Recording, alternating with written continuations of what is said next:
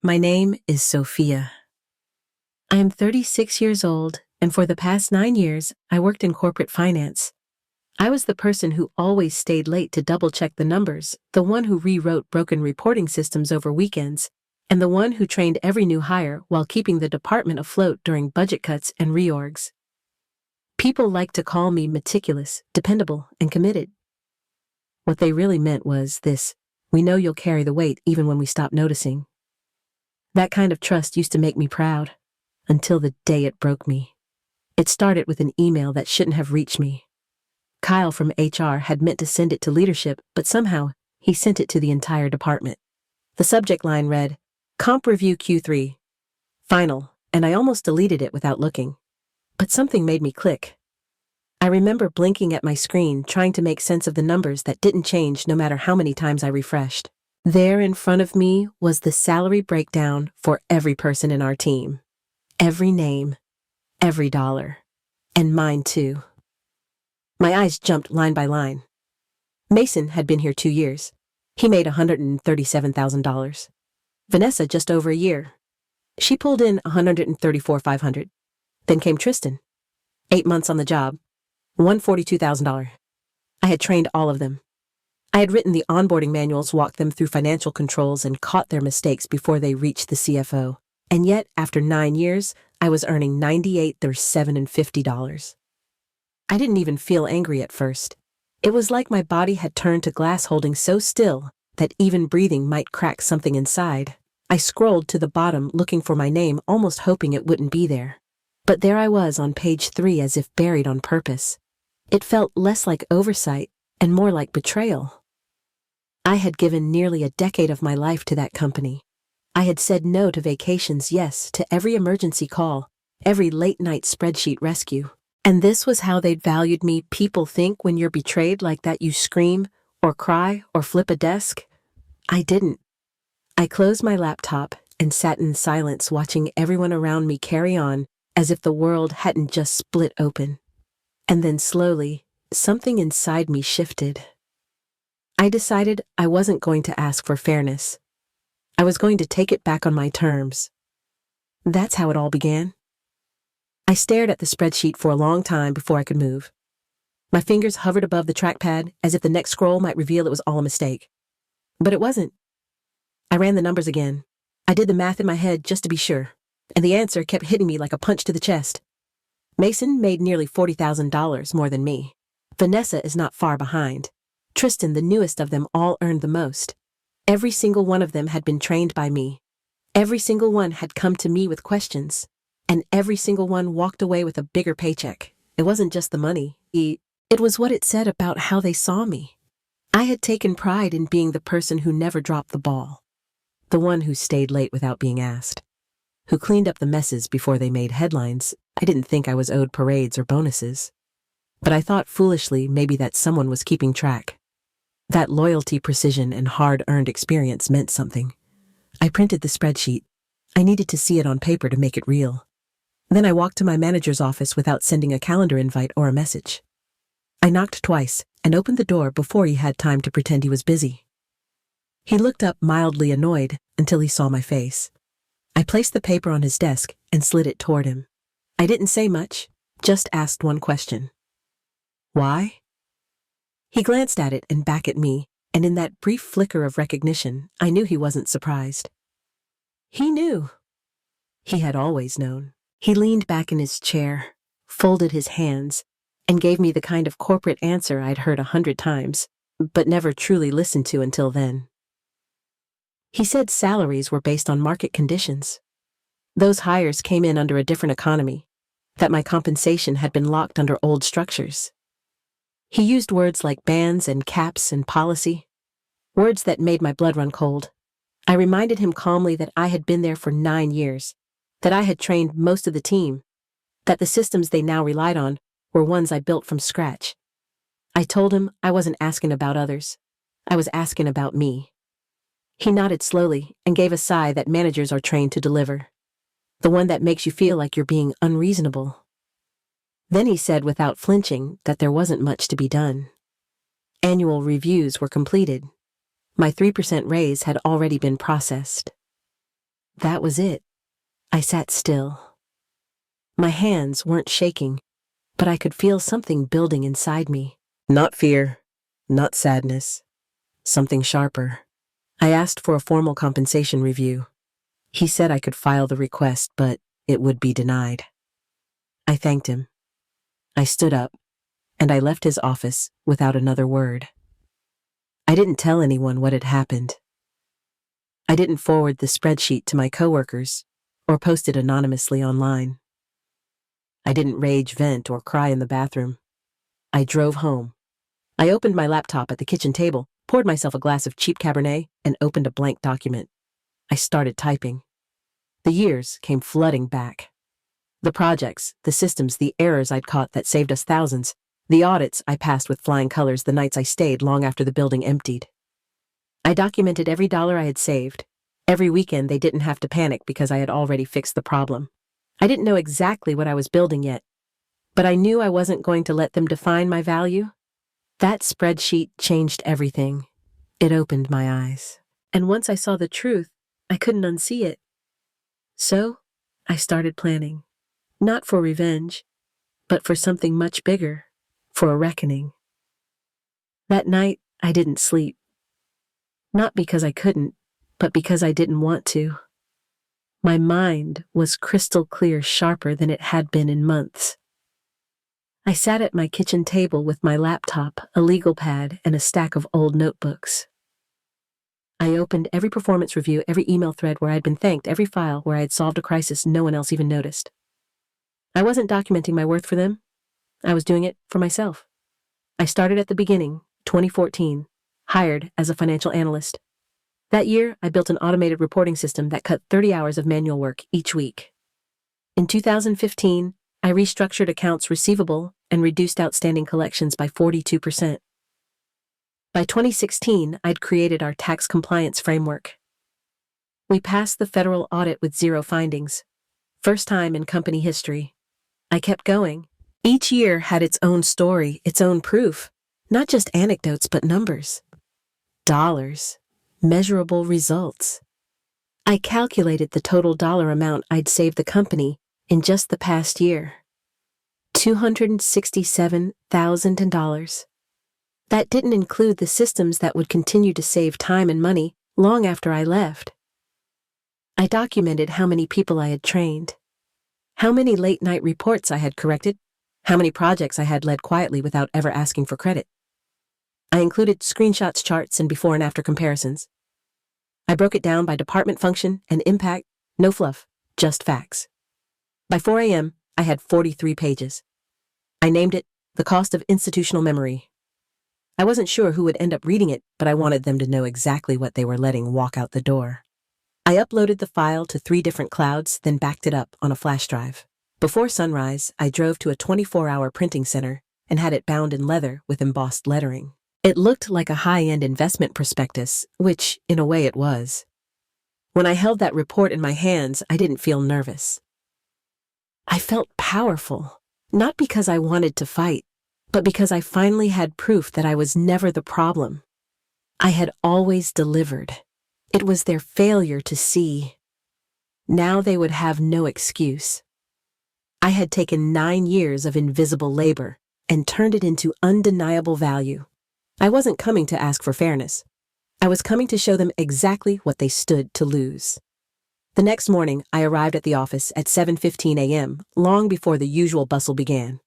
The air was still, the lights dimmed low, and the executive floor echoed with silence. I walked past the receptionist's empty desk, straight into the CEO's office without knocking. His name was Brian Martin. He was the kind of executive who rarely looked up from his phone unless someone more important walked in. But I wasn't waiting for permission that day. I placed 3 items neatly in the center of his desk: my resignation letter, an official offer, letter from a competitor with a $145,000 salary, and the leather-bound copy of my 43-page analysis. Then I walked out as calmly as I had entered. By 10 a.m., my phone rang. It was Brian's assistant asking me to come to the main conference room. I didn't rush. I wanted them to feel the time pass. When I entered, the room was already full. Brian sat at the head of the table, flanked by Lisa from HR and James, our COO. The leather-bound report sat open in front of them. No one smiled. Brian gestured to the chair across from him. I stayed standing. He began with a line I'll never forget. "We've reviewed your documentation. It's quite thorough." I nodded once, not speaking yet. Lisa jumped in next, saying there might have been a misunderstanding around compensation and that market conditions had shifted. James avoided eye contact. I waited until they finished their prepared lines, then opened my notebook. I told them I wasn't here to negotiate out of desperation. I was here because they had made a choice for 9 years not to value the person who kept their systems from falling apart. I explained that the last section of my report included a complete knowledge transfer plan. Every tool, every process, every workaround I had ever created was there if they wanted to make use of it. Brian finally leaned forward and asked, "What would it take for you to stay?" I had rehearsed that moment. I answered without hesitation. A salary adjustment to $150,000. A retroactive bonus to make up for the previous year's gap. And a formal review of the company's compensation policy to address inequities beyond just my case. Lisa blinked, stunned. Brian's jaw clenched slightly. I remained calm. Then I added one final line. "My resignation is effective in 2 weeks. The knowledge transfer plan requires at least 60 days to execute properly. You have 24 hours to decide whether that gap is worth fixing." Then I walked out. I didn't need their approval. I had already taken back the power they'd quietly stolen year after year. And this time, I made sure they knew it. 18 months before the spreadsheet landed in my inbox, I noticed something odd. It was a vendor payment for $13,875 that didn't match any approved purchase order. I cross-checked it against our system, assuming it was just misclassified or pending reconciliation. But the name on the invoice didn't show up in any of our procurement records. I flagged it to Daniel, my direct supervisor, and he brushed it off with a vague explanation about executive-level pre-approval. That might have satisfied me once. Not anymore. 2 months later, I saw another one. Different vendor, similar structure. Still, no purchase order, still no contact person. Again, I flagged it, same response. By the third instance, I stopped asking. I started tracking them myself. I opened a private spreadsheet. I pulled old quarterly reports and filtered for outliers, payments made just under our audit threshold, issued like clockwork at the end of each fiscal quarter. They were too regular, too deliberate. The amounts increased slightly over time, but stayed just low enough to avoid triggering alerts. I had stumbled onto something they didn't want anyone to see. The vendors had no websites. Their listed addresses were post office boxes. Some had tax IDs that traced to shell corporations registered in states with lenient disclosure laws. I used every tool I had, and some I probably weren't supposed to trace the payment flow. It took months. I worked late piecing together a mosaic of bank transfers and paper trails, and slowly, the pattern took shape. A ghost operation had been set up inside our finance department. It was smart, subtle, and highly profitable for someone. By the time I connected the 7th vendor, I had enough to see the scheme clearly. The fake companies were linked through a single holding entity, one that didn't exist in any of our internal records, but popped up in federal filings if you knew where to look. I confirmed $2.9 million in transfers over 3 years. Every transaction had been signed off through layers of plausible deniability, spread across different departments, hidden under expense categories that rarely get a second look. It was elegant, it was criminal, and it was right under everyone's nose. I thought about going to the authorities right away, but I didn't have the full picture. I needed to know who was behind it, not just what they were doing. So I kept digging. I archived every suspicious payment. I saved every internal dismissal email I'd received. I downloaded backup copies of everything encrypted and time-stamped. I wasn't just gathering evidence. I was building a case airtight enough that no one could spin it as a coincidence or mistake. I wasn't angry yet. I was focused. The deeper I went, the more it became personal. I had spent years building systems meant to protect this company, and someone had turned those systems into tools for theft. It wasn't just about the money anymore. It was about integrity and the people who had laughed off my concerns. I knew that when the time came, they'd deny everything. So I made sure the trail led directly back to its architects. I mapped the accounts, the approvals, even the matching IP addresses used to file the false invoices. When I finished the report, I didn't print this one. I stored it in a secure folder labeled with a password I wouldn't forget. This wasn't for shock value. It was insurance. A lever I could pull if they chose to silence me instead of listening. I didn't plan to use it right away. But I knew exactly how much pressure it would take to crack the story wide open. I had uncovered the real numbers, and I was ready to let them speak. The call came just after noon. Brian's assistant asked me to return to the conference room to finalize my compensation offer. I knew they had moved quickly, likely afraid of losing me or facing public fallout, but I also knew they had no idea what was really coming. When I walked into the room, it wasn't just Brian, Lisa, and James this time. Thomas, the company's legal counsel, was also there, and so was Melissa, a member of the board, joining via video. The energy had shifted. There was tension under the surface. They were ready to contain a problem. They weren't ready for the storm I brought with me. I placed a slim folder on the table and sat down slowly. Before anyone could speak, I addressed Melissa directly. I appreciate you being here. There's something I need to share before we continue. I distributed copies of the report across the table and emailed the digital version to the board. Brian reached for his copy, but I asked him to wait. This document details over $2.9 million in fraudulent payments processed through our vendor system over the past 3 years. The room fell silent. Even Thomas didn't speak. I kept going. Each transaction was approved through standard workflows, but lacked foundational documentation. No POs, no contracts, no oversight. The vendors do not exist. They're shell entities. All funds traced back to a single holding company registered to Thomas Whitaker's brother-in-law. Thomas's fingers curled, slightly jaw-clenched. He said it was a coincidence, that he had never heard of Pine Bridge Consulting. I turned to page 12. The signature on the vendor registration matched the one on Thomas's marriage certificate. Same pen pressure, same slant. Identical strokes. Lisa looked stunned. James stared at the table. Brian leaned back in his chair, mouth a thin line. Melissa's voice finally broke the silence. These are serious allegations, Sophia. Why didn't you come into us sooner? I met her gaze and answered clearly. I did. I flagged the first instance 18 months ago. Daniel dismissed it. I flagged the second. Same response. By the third, I started collecting proof.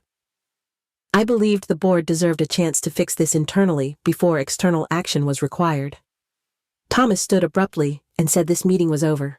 Melissa told him to sit down. She asked me how far the corruption went.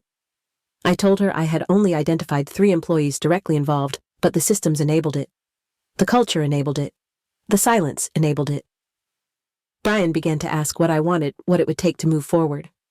I raised my hand slightly to stop him. I'm not negotiating anymore. I already gave you my terms. This isn't about staying. It's about integrity. They asked if I'd be willing to cooperate in the investigation. I said yes. But I made it clear I wouldn't sign any non-disclosure agreement tied to compensation or irregularities. Melissa nodded. Brian looked defeated. Lisa was pale. Thomas, for the first time, looked nervous. I had walked into that room alone, but I left with their full attention and their fear. Within hours, the board called for an emergency audit. Thomas was placed on leave, escorted out of the building. Legal teams were notified. Melissa thanked me privately for not going public yet. I told her that it would depend entirely on how they handled what came next. I didn't walk out triumphant or loud. I walked out steadily. They had spent 9 years underestimating me. In one meeting, I showed them exactly what that had cost, and the ripple effect had only just begun. 2 days before my notice period was up, Brian called me one last time. He said the audit team was struggling to understand the systems I had built and asked if I'd consider returning as a consultant. He told me to name my price. I listened without interrupting, then thanked him and declined. I told him my price had been 9 years of loyalty, creativity, and results that were never truly recognized. That offer had expired. I hung up and blocked the number. I walked into my new office the following Monday as chief financial officer of a company that had recruited me for months. My new team welcomed me with handwritten notes and a toast. The CEO, a woman who had once left my old company for similar reasons, looked me in the eye and said, "We don't just want your skills. We want your values." That was the moment I knew I'd made the right choice. I felt the tension leave my shoulders, replaced by something rare in corporate life: peace. In the first 3 months, I implemented a transparent compensation structure across every department. Salaries were tied to roles, not negotiation skills. I led quarterly reviews to correct emerging gaps and ensured that no one would ever have to dig through spreadsheets to find their worth. For the first time, my work was seen without needing to prove it twice. And when someone else raised a concern, I listened the first time. That became part of our culture. My old company survived, but they never fully recovered. The board replaced leadership. The brand took a hit. Clients left quietly, and talent stopped applying. They learned the hard way that institutional knowledge walks out the door when you fail to value it. I didn't need revenge. I didn't need to win headlines. I just needed to start somewhere new, somewhere right. If you've made it this far, I want to leave you with this. Knowing your worth isn't arrogance. It's true. It's not about demanding more than you deserve. It's about refusing to accept less than what you've earned. You are allowed to set boundaries. You are allowed to say enough. And you are allowed to walk away when the numbers don't add up. If my story resonated with you, share it. Share your own story in the comments. Someone out there needs to hear it just like I once did. And if you're still waiting for someone to recognize your value, don't. You already have the numbers. You already know. Now it's just a matter of choosing what to do with that knowledge.